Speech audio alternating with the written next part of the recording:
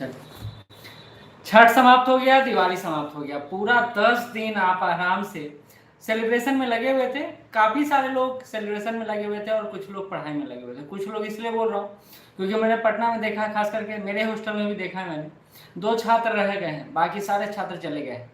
तो जो कुछ छात्र पढ़ रहे हैं वो आपसे तो आगे हैं, इसमें कोई कहने वाली बात है नहीं, लेकिन आप कहाँ खड़े हैं ये भी जानना जरूरी है। बीपीएससी का तैयारी क्या है, एईडीओ को लेकर कितना शिफ्ट में एग्जाम लेने का विचार चल रहा है, क्या अफवाह चल रहा है एईडीओ को लेकर, वो भी जानना और समझना जरूरी है आपके लिए, क्योंकि आप ही तो जानेंगे तो तैयारी का एक स्ट्रेटजी चेंज होगा आपका। प्लस कई सारे छात्र जो है ना पढ़ाई तो कर रहे हैं लेकिन प्रैक्टिस नहीं कर रहे, उनके लिए क्या स्ट्रेटजी हो, क्या प्लान हो, क्योंकि बीपीएससी ने अनाउंस कर दिया है कि भैया वो जनवरी में एग्जाम लेने जा रहा है, और लेने जा रहा है तो होगा ही। अलबत्ता ये बात अलग है कि बीपीएससी अभी जो प्लान बना रहा है वो एक शिफ्ट में एग्जाम लेने का नहीं है। एईडीओ का एग्जाम 20 जनवरी के बाद ही संभावित है। यद्यपि आपको बता दूं, अभी थोड़ा सा रुक जाइए, कि बीपीएससी एईडीओ का एग्जाम जो होगा 2 शिफ्ट में होने जा रहा है। बिल्कुल सही, और ये पहले से अनुमान था। और अगर आप नोटिफिकेशन पढ़े होंगे तो एक बात तो था कि मल्टीपल शिफ्ट की बात किया था बीपीएससी ने, और इसको लेकर अब विरोधाभास नहीं होगा। इसलिए नहीं होगा क्योंकि फॉर्म भराया है 10.5 लाख के आसपास।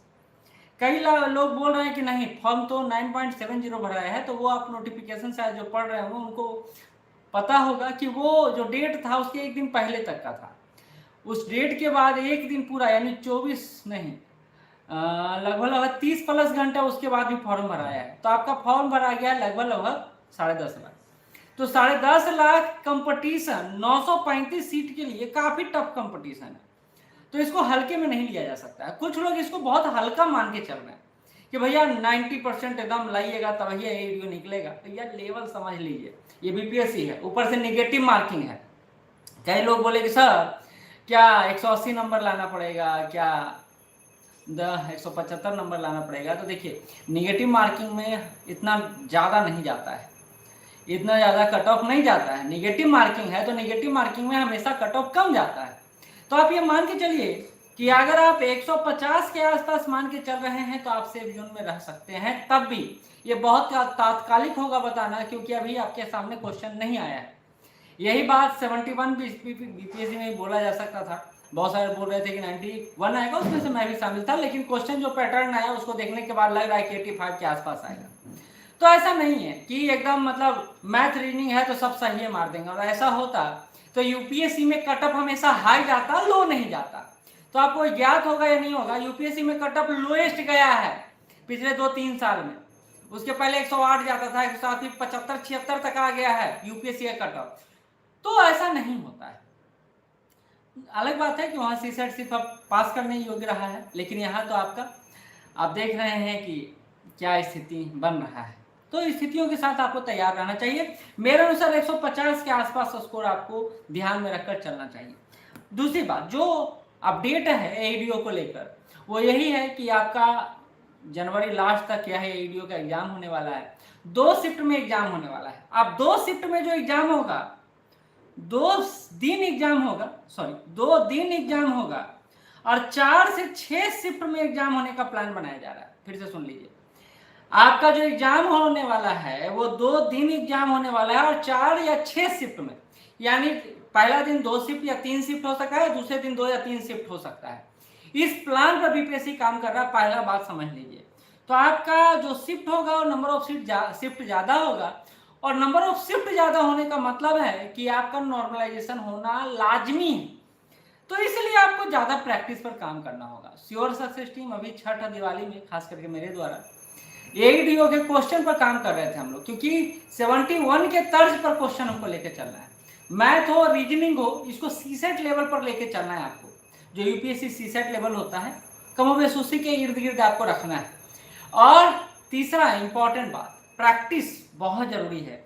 तो हम लोग क्रैश कोर्स लॉन्च करने जा रहे हैं एईडीओ का 75 डेज का, लेकिन उससे ज्यादा हम लोग काम जो कर रहे हैं उस पर काम कर रहे हैं। उसके अलावा जो काम कर रहे हैं वो है टेस्ट सीरीज पर। टेस्ट सीरीज आपका 25 प्लस टेस्ट सीरीज डिजाइन किया है हमने, 25 प्लस, और ये शुरू होने वाला है 9 नवंबर से। एईडीओ टेस्ट सीरीज मिनिमम रिचार्ज में, तो हम लोग कम से कम फीस रखने के मूड में हैं। अब इस पर बात चल रहा है कि फीस आपका 15 रुपया हो या 20 रुपया हो पर टेस्ट के हिसाब से, वो हमारा टीम अभी इस पर काम कर रहा है, क्योंकि अभी छठ में काफ़ी लोग गए हुए हैं तो हम लोग इस पर विचार नहीं कर पाए। लेकिन हम लोग क्वालिटी टेस्ट आपके लिए डिजाइन कर रहे हैं, ये बात समझ लीजिए। बिल्कुल AEDO का एग्जाम जनवरी में होगा, लास्ट जनवरी में होगा, 2 दिन होगा, मल्टीपल शिफ्ट में होगा। मल्टीपल शिफ्ट करने का मतलब है एक दिन में 2 या 3 शिफ्ट हो सकता है, दूसरे दिन 2 या 3 शिफ्ट हो सकता है, तो मल्टीपल शिफ्ट में एग्जाम होने वाला है, ये इंपॉर्टेंट है। तो आपको ये समझना होगा, ये जानना होगा। एक बात और है, पैटर्न और क्वेश्चन को लेकर आपको एकदम साफ गोई से बता देता हूं कि जो आप सोच रहे हैं कि भैया एकदम ऐसे क्वेश्चन आएगा, वैसे नहीं आएगा। आपको एक पैटर्न लेके चलना है। बीपीएससी का 3 एग्जाम,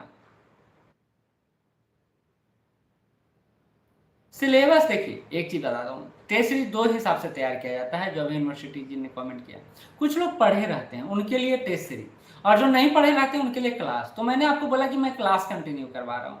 उसके अलावा टेस्ट सीरीज भी लॉन्च कर चुका हूँ, कर दिया हूँ, आज ही लॉन्च किया मैंने 9 नवंबर से।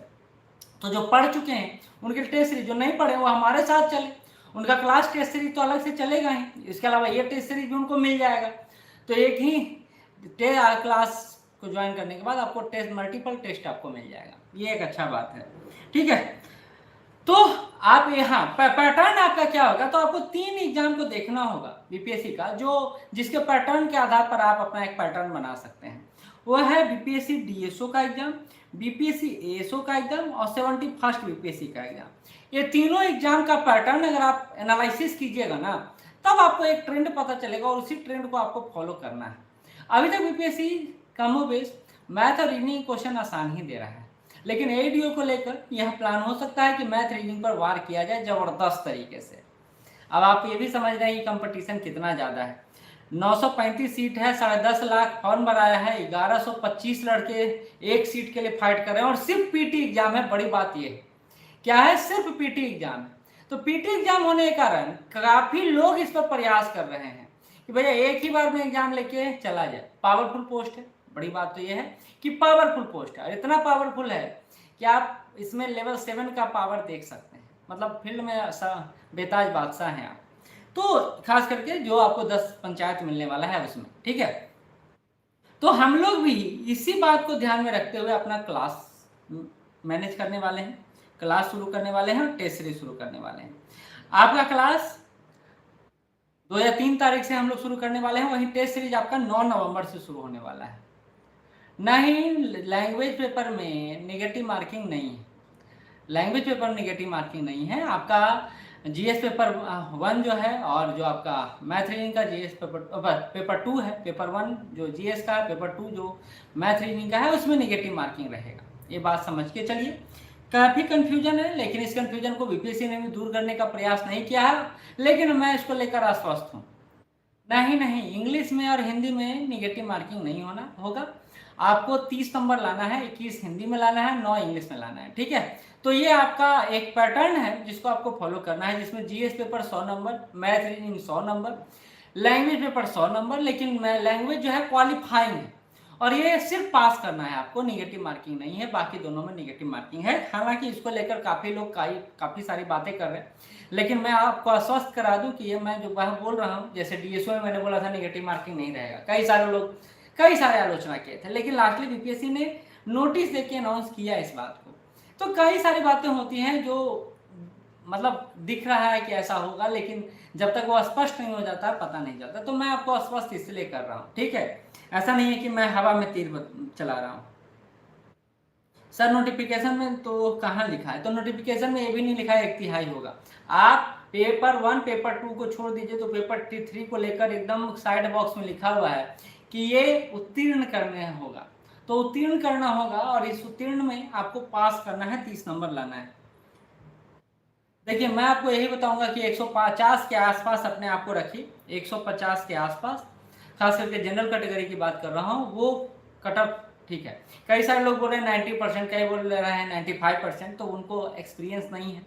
वो बातों के बाद सिर्फ उनको पता नहीं चलता है कि नेगेटिव मार्किंग है, नेगेटिव मार्किंग कितना कम हो सकता है।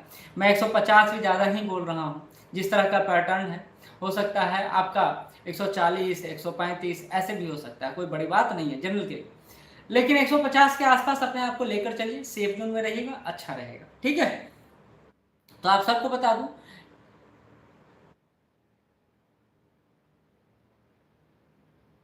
देखिए जिनका भी यूपीएससी में एक बार प्रीलिम्स हुआ है, 2 बार में, तो आपको सबसे ज्यादा काम करना होगा मैथ रीजनिंग में। देखिए चाहे यूपीएससी एग्जाम दे रहे हो चाहे बीपीएससी एग्जाम दे रहे हो, मैथ और रीजनिंग में हम लोग ज्यादा मेहनत नहीं करते हैं। तो आपको खास करके जो बीपीएससी का कैंडिडेट है, जो सिविल सर्विसेज का कैंडिडेट है, उनके लिए मैथ रीजनिंग में काम करना ज़्यादा सार्थक होगा। प्रैक्टिस सेट बनाइए, ज़्यादा से ज़्यादा प्रैक्टिस सेट बनाइए। इसलिए सप्ताह में 2 से 3 प्रैक्टिस सेट हम लोग चला रहे हैं। जो आपका टेस्ट सीरीज 9 नवंबर से शुरू होने वाला है, तो 9 नवंबर, 12 नवंबर, 16 नवंबर, 19 नवंबर, 23 नवंबर, 25 नवंबर, 27 नवंबर, 30, 2, 5, 7 ऐसे करके हम लोग टेस्ट डिजाइन किए। तो एक सप्ताह में मल्टीपल सेट बनाते जाइए, आपको प्रैक्टिस होता जाएगा। लेकिन मैथ रीजनिंग पर आपको फोकस करना है, याद रखिएगा, इसका कोई विकल्प नहीं है आपके पास। और अगर चैनल से नहीं जुड़े हैं तो जुड़िए जरूर, लाइक करना आपका ड्यूटी है, जैसे बताना मेरा ड्यूटी है। ठीक है, और कोई प्रश्न है तो बताइएगा। स्ट्रेटजी सिंपल सा है, मैथ रीडिंग में कबाड़ देना है और जीके जीएस में मेंटेन रखना है जो है। और अगर आप एसएससी के छात्र हैं तो आपको जीके जीएस में ज़्यादा काम करना है, मैथ रीडिंग में कम काम करना है, क्योंकि लगातार आप उस पर काम कर रहे हैं। तो ये एक चीज़ें हैं जिसको आपको ध्यान में रखकर काम को आगे बढ़ाना है। बाकी आप चालाक हैं, समझदार हैं, परिस्थितियों को समझते हैं और कंपटीशन का लेवल जानते हैं, तो उसी अनुसार तैयार रहेंगे। ये मेरा लगता है कि ये आप चीज़ें समझते होंगे। बाकी आज यहीं तक, फिर मिलते हैं हम लोग नए वीडियो में। धन्यवाद। एआरओ का क्या हुआ? एआरओ का आपको पता होगा, बीपीएससी कैलेंडर आया है, तो अभी तक ये पोस्टपोन चल रहा है, लेकिन आएगा जरूर। रणधीर ठाकुर जी और आप सबसे ज़्यादा एक्टिव हैं इस बात को लेकर। मैंने बोला था कैलेंडर में अगर शामिल रहा AWRO ARAO तो वो आएगा जरूर, कैलेंडर में शामिल है, वो आएगा, निश्चित रूप से आएगा, बेफिक्र रहें। और कोई बात? तो आज का क्लास आपका यहीं तक, फिर मिलते हैं। धन्यवाद।